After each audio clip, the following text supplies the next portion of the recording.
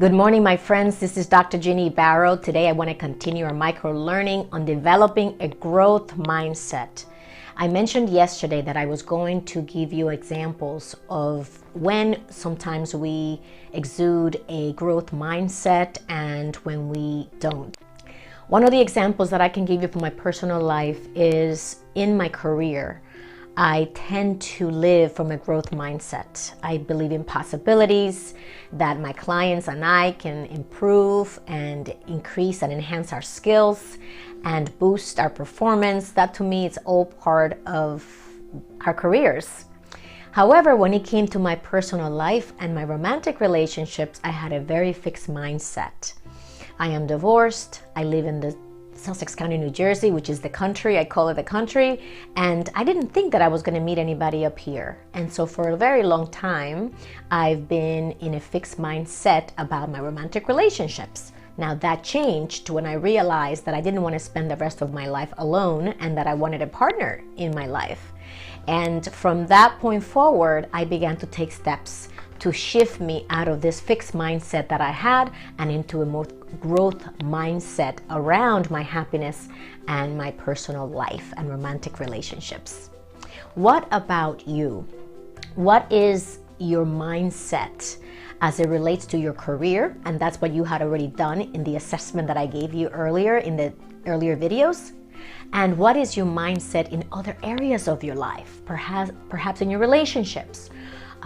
Not only romantic relationships, but your friends and family relationships. Many of us have strained family relationships or have a very fixed mindset around our family of origin and the challenges and difficulties that we have in that space. Some of us have a fixed mindset around our finances. We may think, you know what, this is it. I'm always going to be up to my neck in debt. I'm never going to see the light of day when it comes to having financial freedom. That's a fixed mindset. And when you live in that space, in whatever area of your life, are you going to take steps to change it? Will you be proactive in that space if you believe that, you know what, nothing's going to change? Why even bother?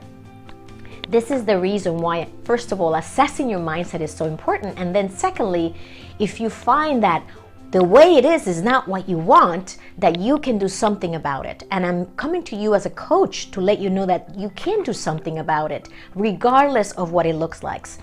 Even if it's not externally, you can do something about it internally. So how you frame the situation and how you feel about it is empowering versus disempowering.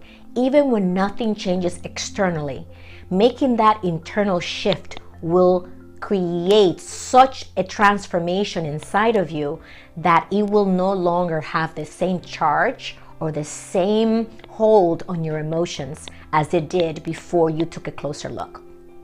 The other example I want to give you of having a growth mindset and how it can be so beneficial for you and your teams is the example for when I was getting my PhD in information systems. So it was 1999 and I graduated with my master's in computer science, and the next step was to get my PhD in information systems. And that meant I had to take some courses, pass a qualifying exam to show that I had the competencies necessary, and then begin my state-of-the-art paper, which is a research paper where I take my topic and I research everything and anything that has been said about that topic. In my case, I was speaking about mergers and acquisitions and the success of the technology integration. So I had to assemble a dissertation committee. And through the help of some of my colleagues and my other students, I was able to assemble this gorgeous dissertation committee. However, 4 years into my research, my dissertation committee fell apart. And that meant that I had to start, literally they wanted me to start from scratch, to pick a new topic, a new committee. And all those years that I spent, 4 years getting my PhD, would have been a wash. And so I was not going to give in. I said, there's no way that I'm going to throw away all of those years. And so I actually was 7 years into it, believe it or not, 7 years into doing my research and doing all the PhD work. I thought 7 years is way too long to waste. And that's the reason why I remember, because I remember it was 7 years that I would have thrown out the window. And so what I did was I looked for support. One of my friends, Dr. Karen Hare, recommended that I reach out to Dr. Fadi Deek, who ended up being my co-chair for my new dissertation committee, along with Alok Chakrabarty. And together, Dr. Deek and Dr. Chakrabarty helped me assemble a new dissertation committee. I was able to continue my research in mergers and acquisitions and IT integrations. And within the next 3 years, I was able to complete my PhD. My friends, it would have been so easy for me to throw in the towel and say, you know what, I'm done. I've done enough. I worked hard enough. That's it. This is not in the cards for me. This is not meant for me.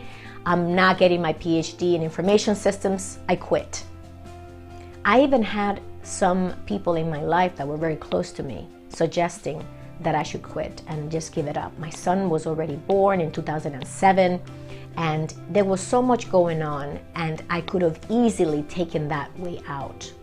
But my growth mindset said, no way. There's no way that I'm quitting now. I've come this far, no way. And so in 2009, I graduated with my PhD in information systems, and my 2.5-year-old son was on my hip as I picked up my diploma and celebrated with my family over lunch in the Portuguese section of Newark, New Jersey. This is, my friends, what happens when you have a growth mindset and when you really focus on what's most important to you, your why something matters, and that why, that purpose is what helps you move forward. I had always imagined myself reaching the maximum level in my career path, which was technology at the time. And so to me, getting my PhD was for me. It was to show me that I could do it, that I had the potential to do it. And my dad, who was one of those people who planted the seed in my head to go all the way and get my PhD. And so my father had already passed in 2002. So I did it for me and I did it for my dad. What is that why for you? What is going to make you go after those goals that you desire, but from a place of purpose, not from a place of scarcity? So that's, my friends, an example of developing a growth mindset and using that mindset to take you through those periods when things seem really tough and when you can't see the light at the end of the tunnel. I hope these videos are helpful. I really do, because I know that they're helpful to my clients, and these tactics that I'm showing you have been extremely helpful for me, and I will be showing and sharing so many more of these in my new book, which is coming out in March of 2021. In the meantime, if you want to stay plugged in and continue to receive these types of strategies, you can join my community at executivebound.com. And if you want to sit down with me and have a strategy session where we can dissect where you are now, where you want to be, what's that gap, and how to fill the gap, you can do that at callwithginny.com, and I'll see you soon.